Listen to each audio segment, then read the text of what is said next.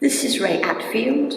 He's been an architect and a musician all his life and has now returned to doing art.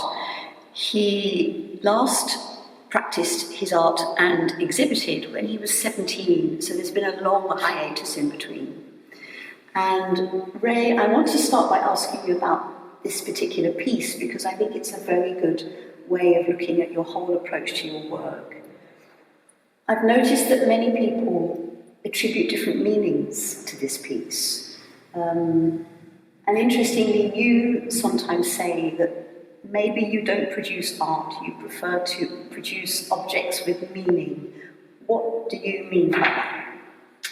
Okay, it's how I came back into this business of art, in the sense that I didn't quite know why I was doing it, what I was doing, but fascination, visually, if I see, I'm fascinated by certain things. I'm fascinated by trees, always have been.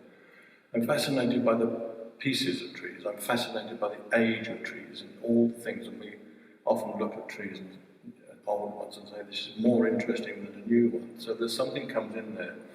So if I want to work with that, I have to think, what do I then do with a piece of tree? I can't do better than the tree.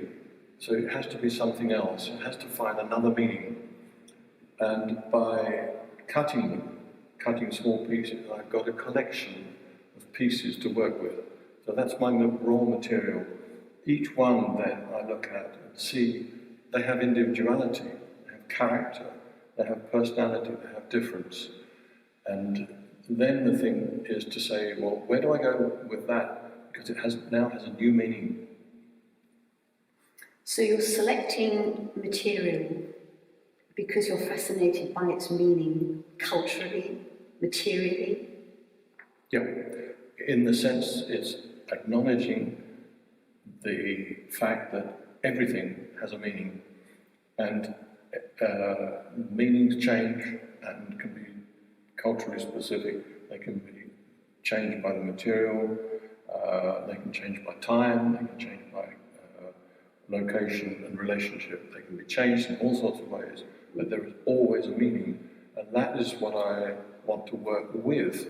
But I can only justify working with it if I can do something more with it, or something different with it, than the meaning which it has already.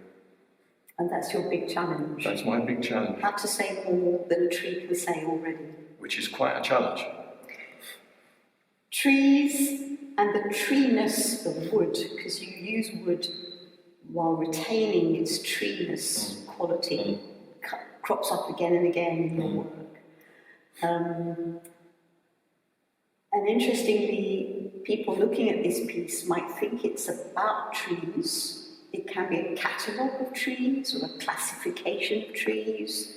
It can be a reference to conservation. Somebody said they thought it was some kind of hieroglyphic message. Somebody else said it's a calendar of time marked.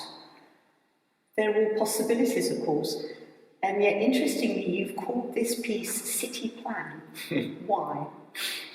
Well, yeah, all those responses I think are all valid, all of them. Yeah. In other words, there is no one meaning. No. So it opens the door to interpretation. Meaning is what we give, it's not what exists in material. So I brought together here two fascinations, one with city plans as an architect and urbanist, and the sea, the trees.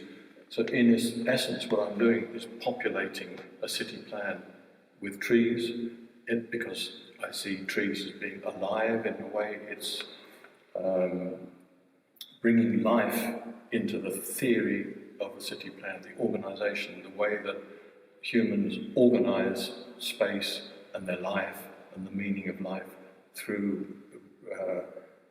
order. So we then get these are grouped according to the city plan, like city quarters. They're also grouped according to types, so certain people live in different places. So it almost personifies. And one can see each of these pieces as being an individual character within that city. Are you then also playing with the tension between the natural and the man-made, the natural world and the urban world? Very much, very much. Okay. It's not an acknowledgement of a truth or a value. It's a question. Is this? What are we doing in trying to bring nature into order? We've done it always, but what are we doing?